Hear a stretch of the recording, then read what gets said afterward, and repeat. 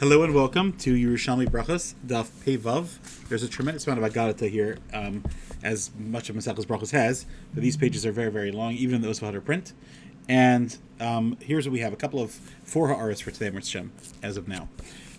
First of all, the Gemara says a very interesting thing. It says Ra Makom Kivshana Eish V'Gova Raya. So if you see the Kivshana Eish of Daniel and Chanai Mishael V'Azariah, then you make a bracha, Baruch she'asa nisam lavosenu makom hazeh. Thank you, Hashem, for making a miracle to our forefathers.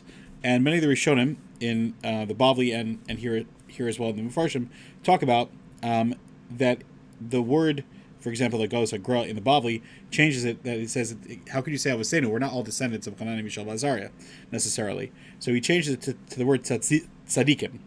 And the Rif and the Rush also have that as well, and the Smog. Which makes a lot of sense because the Neil, Chanani, Mishael, Vazar are not necessarily, They're not necessarily our forefathers. However, if we think about it, we are all descendants of their Torah, what they taught the world. And the Haredim actually says this, that basically, just like we find by Shimon Bar Yochai, that he referred to Shammai and Hill, we talked about yesterday, as the Avos Olam. They are very, very foundational and important.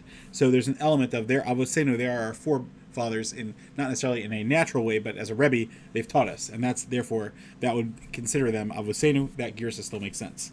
Next is what I talked about yesterday, and I told you I'd follow up, so here we are, and it says explicitly, Rav Zeir, Rav Yehuda, B'Shem Rab, they say, Kol bracha shenima shemu malchus in a bracha. If you don't have Shem Malchus, it's not a valid bracha. So the simple reading of that seems to be going back on this Mishnah, and probably all of Masechus Brachos, quite frankly, that you need to say Shem Malchus. Remember, we pointed out that in the Mishnah it says Baruch She'asa Nisim. So that's the simple reading that many of the Rishonim read. Again, there are others, like we talked about the Raavad Shita, that for Berachos Re'iyah, actually there is no Shem Malchus, but that's not how the Shulchan Aruch paskins. Kiyatua, we make the actual brachos. This is a very fascinating Gemara, very, very interesting. Amar Rabbi Shmuel Bar Nachman. The Gemara is talking about how. Well, let me read the story actually. So 5 hours. Rabbi Yochanan, Rabbi Yonatan, Azlinan Ma'avar Shalma Be'ilan Karta Droma.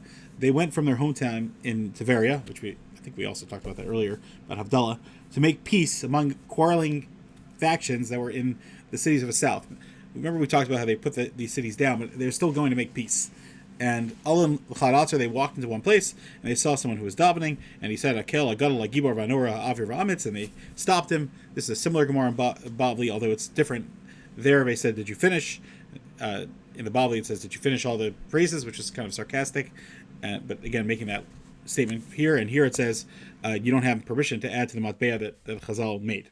Anyway, so it's talking about how you can't add praises to Hashem because it's an insult, at least during tefillah. There's a famous rush that says for shir and shvacha, of course, one's allowed to elaborate and should. But during tefillah, that's aser. But that's why the piyutim, the whole minhag of saying piyutim, is a form of shir and shvacha, even though it's said in the middle of tefillah also. But anyway, ayin sham the rush. So at the end, Rav Shmuel Bar Nachman, so he says, Mi yamal gurus Hashem, who could express the mighty acts of Hashem? Kegon ani v'chaveri, my friends and my colleagues. What does that mean? The Mefarshim explain, there's a Medrash Socher Tov that elaborates on this as well. We learn Torah. We understand Hashem. The way you find Hashem, the way you connect with Hashem is by learning Torah. And that's a very beautiful thing, that if a person wants to connect to Hashem, he should be osik in Torah. Like Rashi brings down in Chumash, that it says, how do you find Avos Hashem? You learn Torah. And Torah brings to Avos Hashem, it brings us to understanding of Hashem. The last thing I want to leave you off with is very fascinating medrash type, agadic type of Gemara, that it says that there's a pasuk in Yoshua, Perek Chavdala, that says, Ki Elokim Kedoshim Hu, God is holy, but it's said in plural. So the Minim, they asked a lot of questions over here to the Chachamim, and so they said, look, it's plural, so you see there's multiple gods. So he said, it says who? It says one God. So then the students of this Rebbe came back and they said, yeah, that's how you push them away, because you're trying to give the simplest answer from the pasuk. But what's the answer for us? Which is a lesson in itself. And this is to Rav Simlai and his Talmidim. So he said to them, why does it say Kedoshim? Kadosh b'chol mina kedushos. God is holy in all holiness types. all aspects of holiness. And Rav Yudim B'Shem Rav Acha explains that Hashem is holy. Hilucho b'kodesh, his movement is holy. Dibura b'kedusha, his speech is holy. Yeshuvo b'kedusha, his sitting is holy. Chashivas roa b'kedusha, his uncovering of his arms is holy. And Noah v'adir b'kedusha, he's awesome and mighty with holiness. I have no idea what any of this means, but I would venture to say that it has something to do with the fact that kadosh means muvdal, separate, and it means that everything God does, we don't understand him. Just like in Berachos we say Baruch Atah, we talk to Hashem, right, directly. You Hashem are blessed, but then we say the next word after Atah is Hashem. He. We say we have no asaga of Hashem. Ein kadosh Hashem. There's no one like Hashem. So because we have no asaga.